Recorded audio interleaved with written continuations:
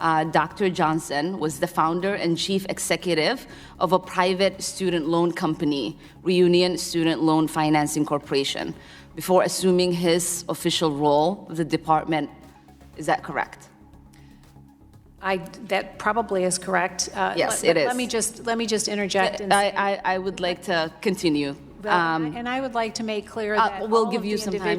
I will get to it. Thank you so much. The individual you have referred to is not part of the acquisition or procurement team.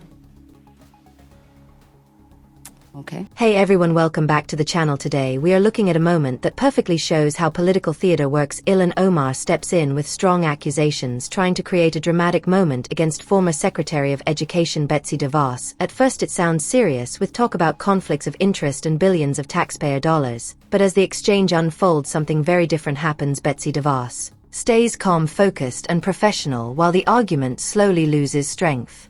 As basic facts come into the conversation, what starts as an attempted ambush turns into a clear example of how preparation and composure can change the direction of a debate. In this video, we will go through the full moment and explain how Betsy DeVos defended her position and shifted the narrative away from accusation and back toward facts. If you enjoy watching political strategies fall apart, make sure you support the channel. And let us get into it. Thank you, Chairman. Madam Secretary, countless news sources have reported on the conflict of interest that run rampant through your top aides, especially those advising you on higher ed and loan servicing. When responding to questions about these conflicts, you have failed to adequately convince Congress and the American people that these conflicts do not interfere with the billions of taxpayer dollars flowing from education to corporate interests. Today, I would like to better understand your decisions for selecting aides and ensuring that their conflicts do not harm taxpayers. Last May, 4 of my colleagues on this committee sent your general counsel a request for information about conflict of interest surrounding your $2 billion next-gen loan servicing solicitation. Given that this solicitation is given, I would like some information about the team that's leading it.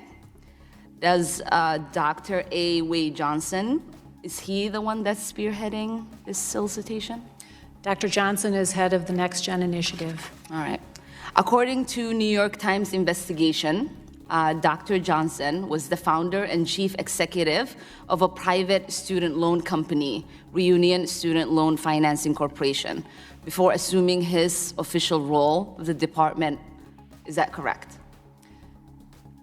That probably is correct. Yes, it is. Let me just interject. And I would like to continue. And I would like to make clear that we'll give you some time. I will get to it. Thank you so much. Dr. Johnson was also the executive at the two financial services companies, First Data Corporation and TSYS. Additionally, Dr. Johnson was hired at least one other TSYS veteran, Mr. Patrick Fox.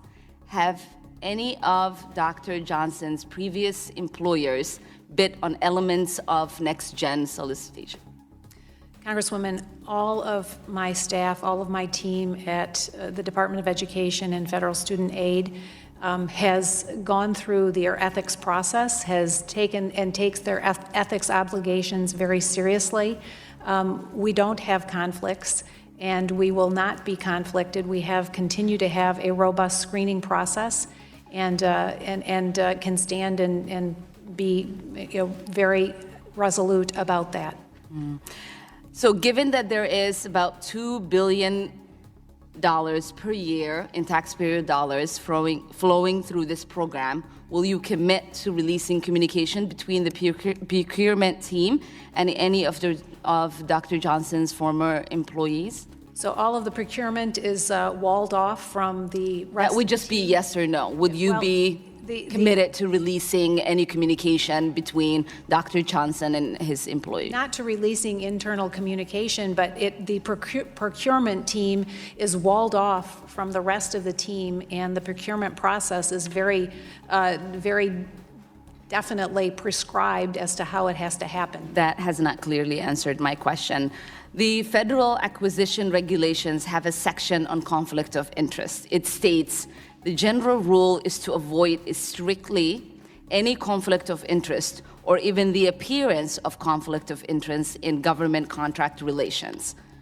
While many federal laws and regulations place restrictions on actions of government personnel, their official conduct must, in addition, be such that they would not have no reluctance to make a full public disclosure of their actions. You seem to have reluctance to make a full public disclosure of the actions of the head of the department's largest single procurement team, despite there being obvious appearance of conflict of interest. How is your denial to release communication in line with extremely high conflict of interest standards that's required by federal law?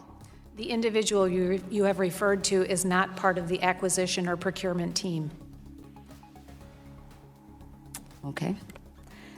But we need the communication that is happening between the procurement team As I told and you, the employers of Dr. that Johnson. process is walled off from any other process. Now that you have seen the full exchange, let us break down what actually happened, because there is a lot to unpack. The first thing to understand is the strategy used by Ilhan Omar. This was not about gathering information, it was about creating a viral political moment. She begins with broad accusations referencing media claims without naming specific sources, which immediately puts the other side on defense. The message is simple. People already believe there is wrongdoing, now prove otherwise. She then focuses on Wayne Johnson, presenting his professional background as if it were evidence against him, pointing out his experience in private financial companies before joining government service. But this raises an obvious question. When managing a massive loan servicing system, would you want someone without industry experience or someone who understands how the system actually works? The criticism ends up sounding more like an argument against qualification rather than misconduct. What stands